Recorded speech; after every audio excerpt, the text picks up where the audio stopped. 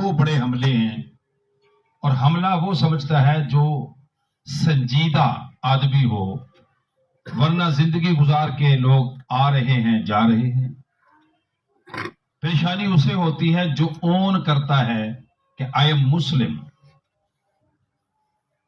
میری شناخت یہ ہے کہ میں مکین گنبد خضرا کا امتی ہوں، میں رجسٹرڈ ممبر ہوں،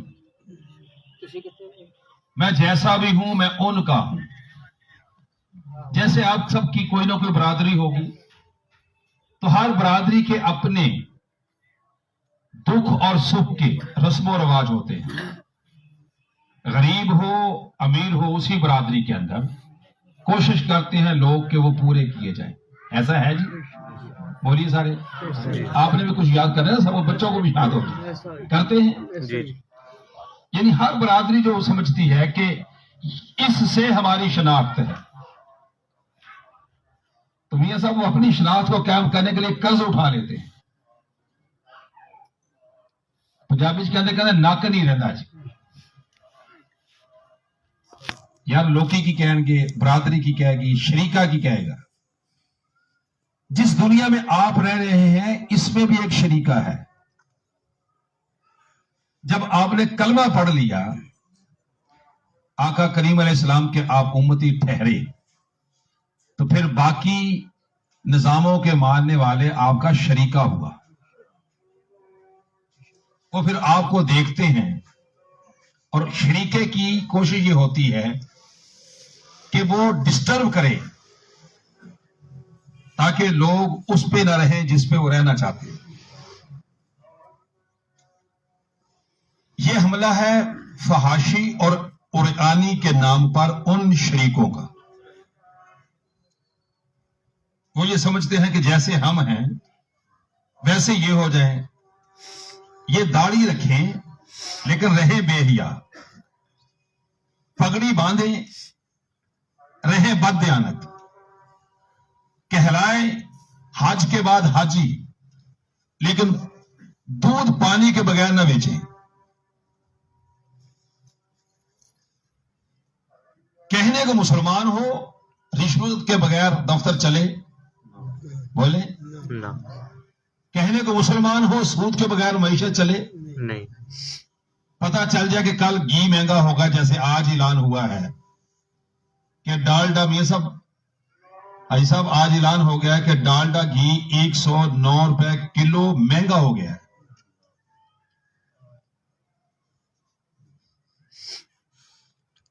یہ باقاعدہ طور پہ یوٹیلٹی سٹور نے اپنی پرائس لسٹ اپ ڈیٹ کر دی ہے منظور صاحب، 109 روپے کلو اضافہ ہوا ہے۔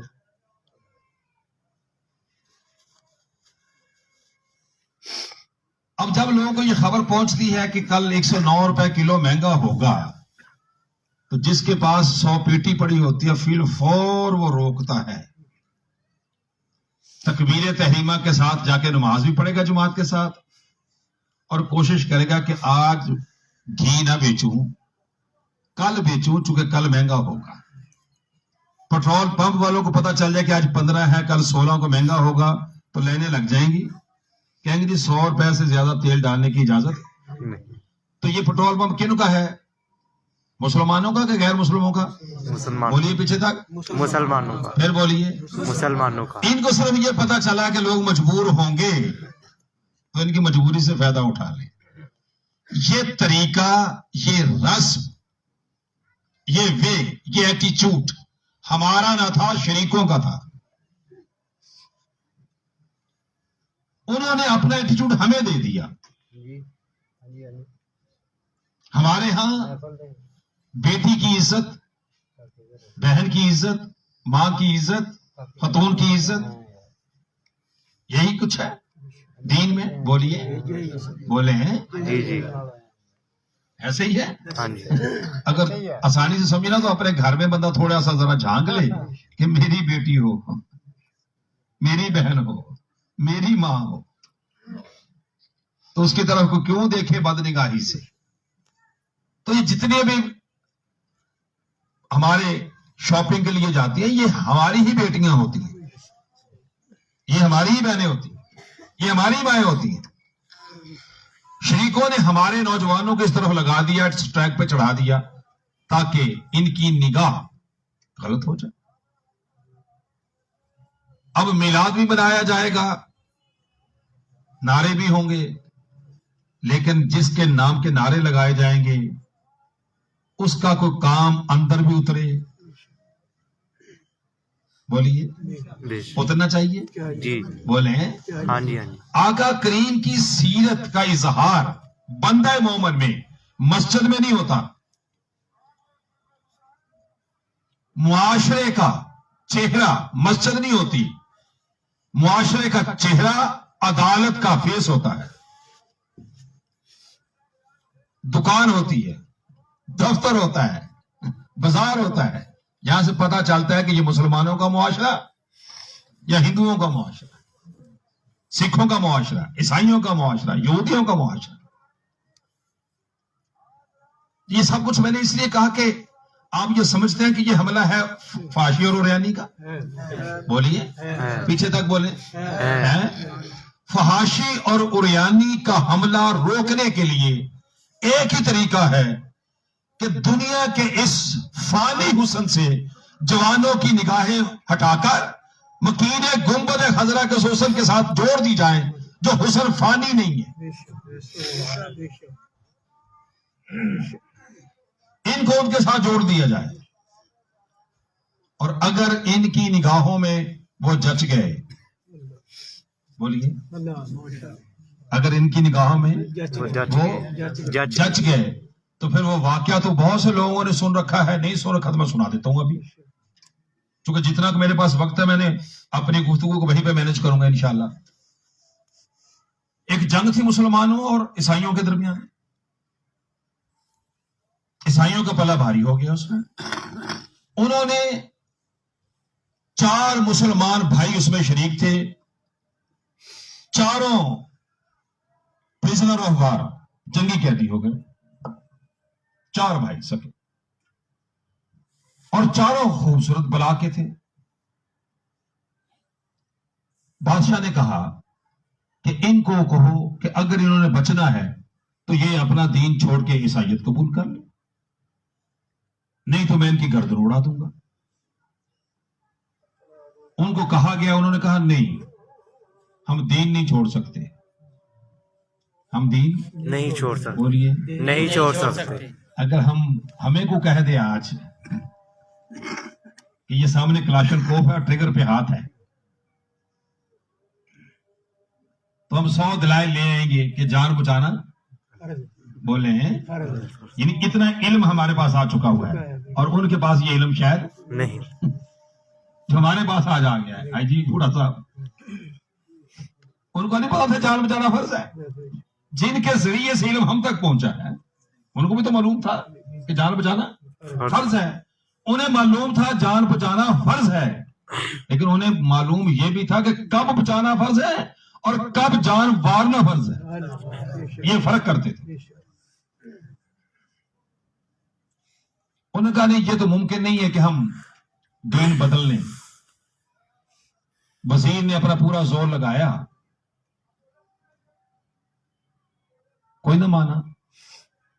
بادشاہ نے کہا کہ ان کو ایسے کرو, ان کو سخت ترین سزا دو. سخت ترین سزا کے لیے انہوں نے ایک کڑاہا تیل کا گرم کیا. جب وہ اپنی پوری ہیٹ پہ آ گیا, جیسے اب دیکھتے ہیں کہ ہم پکوڑے وغیرہ کو چیز تلتے ہیں, تو جب وہ پورا اپنے جوش پہ آ گیا تیل, تو بادشاہ نے کہا جو سب سے بڑا بھائی اس کو اٹھا کر اس تیل کے کڑاہے میں پھینک دو. اب 3 سامنے کھڑے کر دیے تاکہ یہ دیکھیں. لمحہ بھی نہیں لگنا تھا اس کو, ایک ہی لمحے میں وہ فارغ ہو گیا تیل میں گرتے ہی. بادشاہ نے تینوں کی طرف دیکھا تو تینوں نے بڑے حشاش بجا طریقے سے کہا ان للہ و انا الیہ راجعون. بادشاہ دیکھتے ہی رہے کہ ان کو کچھ بھی نہیں ہوا.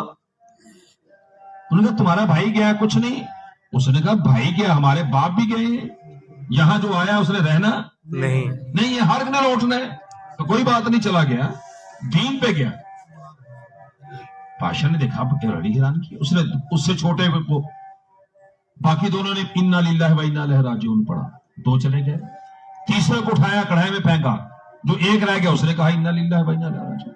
بادشاہ دیکھ رہا تھا جو اکیلا رہ گیا اس کے چہرے پہ کوئی پریشانی نہیں بولیے نہیں. یہ کیا سمجھتے ہیں ہم کہ یہ کیا ہو رہا ہے؟ یعنی ایک کے سامنے 3 سگے بھائی چلے گئے اور ایک کے چہرے پہ پریشانی بھی نہیں. بادشاہ نے کہا دیکھ تجھے بھی پھینک دوں گا اب بھی بدل لے. اس نے کہا بادشاہ اگر بدلنا ہوتا تو میں 3 کیوں دیتا؟ وہ 3 تو دے کے تمہیں بتایا ہے، چوتھا جانے کے لیے تیار کھڑا ہے. کوئی پریشانی نہیں. جب بادشاہ نے یہ کہا کہ اسے بھی اٹھاؤ تو وزیر کہنے لگا بادشاہ ٹھہر، یہ بہت خوبصورت ہے، ایسے خوبصورت روز روز ماں جنم نہیں دیتی. مجھے امید ہے کہ میں اس کا ایمان اسے چھین لوں گا، میرے پاس ایک طریقہ ہے، مجھے کچھ وقت دے. بادشاہ نے کہا دیکھ لے، جو سامنے موت دیکھ کے نہیں مڑا تو باقی تیرے پاس کیا طریقہ ہوگا؟ اس نے کہا میرے پاس ہے طریقہ. بادشاہ نے وزیر کو کہا کتنے دن لوگوں؟ اس نے کہا 10 دن 8 دن 15 دن، جتنے دن کہا. بادشاہ نے کہا اوکے الاؤ، اجازت ہے. وزیر نے اسے لیا، گھر چلا گیا. اس وزیر کی ایک خوبصورت بیٹی تھی جس کی عمر 20-22 سال تھی.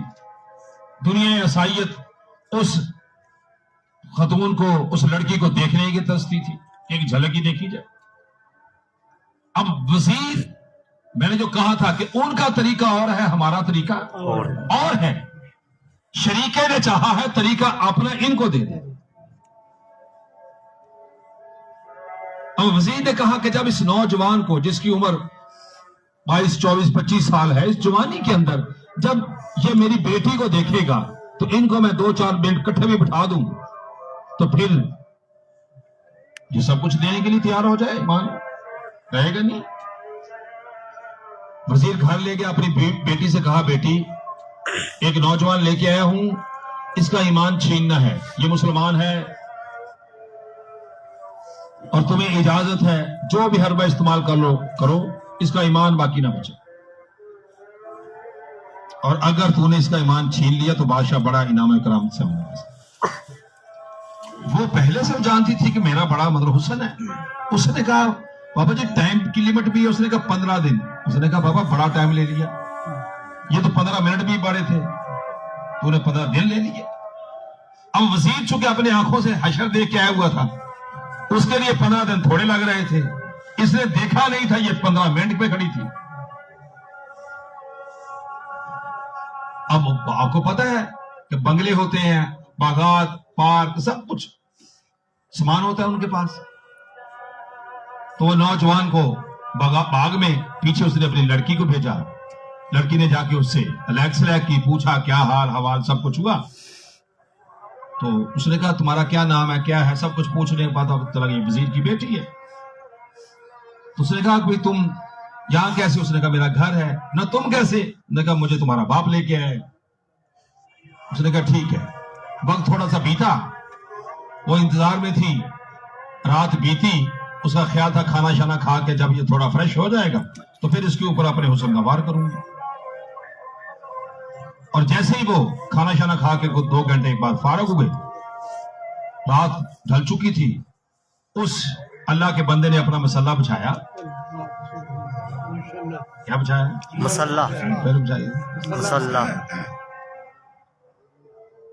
مسلح کا بچھانا ہی بڑا ہوتا ہے. پھر مسلح کا کمال ہے کہ وہ کیا دیتا. اس نے مسلح بچھایا اور اپنا شروع کر دی عبادت. وہ ساری رات ہی عبادت میں رہا. وہ اپنا بن سمر کے بیٹھ کے منتظر رہی. صبح ہو گئی، اس نے پلٹ کے بھی دیکھا نہیں. وزیر انتظار میں تھا کہ میری بیٹی خوشخبری لائے گی. یہ 15 منٹ کا کہہ رہی تھی، یہ تو رات ساری گزر گئی. جب صبح ہوئی تو اس نے بیٹی سے پوچھا بیٹے کیا خبر ہے؟ اس نے کہا پاپا لگتا یہ ہے کہ ان کا کوئی آج خاص دن اور رات تھی جو اس نے بسر کی ہے. اس نے تو دھیان ہی نہیں کیا میری طرف. اس نے کہا پھر بیٹے؟ اس نے کہا پاپا اگلی رات پاس انتظار کریں انشاءاللہ. وہ اپنے طریقے سے انشاءاللہ کہہ رہی تھی کہ میں سکسیسفل ہوں گی. اگلی رات بھی ایسی گزری، تیسری، چوتھی، 5ویں. جب 1 ہفتہ ایسا گزرا، اب وہ جسے حسن پہ بڑا مان تھا وہ اب جوان جھانک کے دیکھتی تھی اپنی طرف، میں وہی ہوں. میرا میک اپ ٹھیک ہے, کپڑے وہی ہیں, میں وہی ہوں. لوگ ایک جھلک دیکھنے کے لیے ترسیں, میں اس کے بعد خود حاضر, یہ مجھے دیکھنے کے لیے بالکل تیار نہیں. ہوا کیا ہے, میں وہی ہوں. اس کو اپنی پریشانی پڑ گئی کہ مجھے کیا ہوا. جب 6واں 7واں دن ہوا, صبح ہوئی, وہ اسے مسلح پہ تھا. جیسے ہی اس نے سلام پھیرا, اب اس سے رہا نہیں گیا, چونکہ اب یہ ہار چکی تھی. اس نے اس سے کہا, بندہ خدا, میں بن سنور کے زرق برق لباس میں تمہارے سامنے 6-7 دنوں سے حاضر ہوں, تو نے ایک دن بھی نظر بھر کے مجھے نہیں دیکھا, کیا وجہ ہے؟ کوئی وجہ ہی نہیں ہے, میرا حق ہی نہیں ہے تجھے دیکھوں. اس نے کہا, اتنی میں خوبصورت ہوں, دنیا عیسائیت کی جھلک دیکھنے کے لیے ترستی ہے, تو دیکھتا بھی نہیں, کیا مجھ سے بھی زیادہ حسین ہے تیرے پاس کوئی؟ تب اس نوجوان نے کہا, ہاں تجھ سے زیادہ حسین ہے, تبھی تو جچتی نہیں. کوئی جچا ہوا ہے, پہلے کوئی جچا ہوا, بولو بھائی سارے, جچا ہوا, پہلے کوئی جچا ہوا اگر کوئی پہلے جچا ہوا ہو تو پھر کوئی اور جچتا نہیں ہے. اس نے کہا, وہ کون ہے جو جچا ہوا تیری آنکھوں میں؟ تو تب اس نے کہا, میں نے حسنین کریمین کے نانا کو دیکھا, میں نے واللیل کی زلفیں دیکھی, والضحیٰ کا چہرہ دیکھا ہے, علم نشرہ کا سینہ دیکھا ہے, ید اللہ کے ہاتھ دیکھے, میں نے ان کو دیکھا ہے. وہ کہنے لگی, مجھ سے بھی زیادہ حسین. اس نے کہا, تیرا حسن کیا ہے؟ حسن یوسف دم عیسیٰ ید بیضہ داری, آنچ خوبہ ہمہ دار, تو تنہا داری. اس نے کہا, حسن یوسف وہاں پہ مان پڑتا ہے, تو کیا چیز ہے؟ اب اسے سمجھ آئی کہ مجھ سے بھی زیادہ کوئی حسین ہے. اسے تب سمجھ آئی جب کوئی سمجھانے والا جوان تھا. یہ بات کوئی بوڑھا سمجھاتا تو شاید اسے سمجھ نہ آتی. بوڑھے نے کیا سمجھانا ہوتا ہے؟ 55 سال کا جس کے گھٹنوں میں پانی میرے جیسوں میں نہیں رہا, تو میرے پاس اور حال ہی کیا ہے کہ مسجد ہو اور میں ہوں. بات تو ہے جوانی کی کہ در جوانی توبہ کردن شیوائے پیغمبری, وقت پیری گرگ ظالم می شود پرہیز کا. میں نے دیکھا جوانوں کی محفل ہے, تو میں نے کہا جوانوں کو ذرا میسج دے دوں کہ اگر بے حیائی سے بچنا ہے تو پھر اس حسن, جس حسن کو رب بھی تکتا ہے, پھر اس کی طرف متوجہ نوجوان ہو جائے تو پھر بے حیائی کا حملہ ناکام ہوگا. بے حیائی کا حملہ نماز کے ذریعے سے نہیں, روزے کے ذریعے سے نہیں, حج کے ذریعے سے نہیں, یہ فرد تاجدار انبیاء صلی اللہ علیہ وسلم کے ساتھ تعلق کے محبت اور عشق جوڑنے سے اس کا توڑ ہوگا. اس کے بغیر بے حیائی کا حملہ دور نہیں ہو سکتا.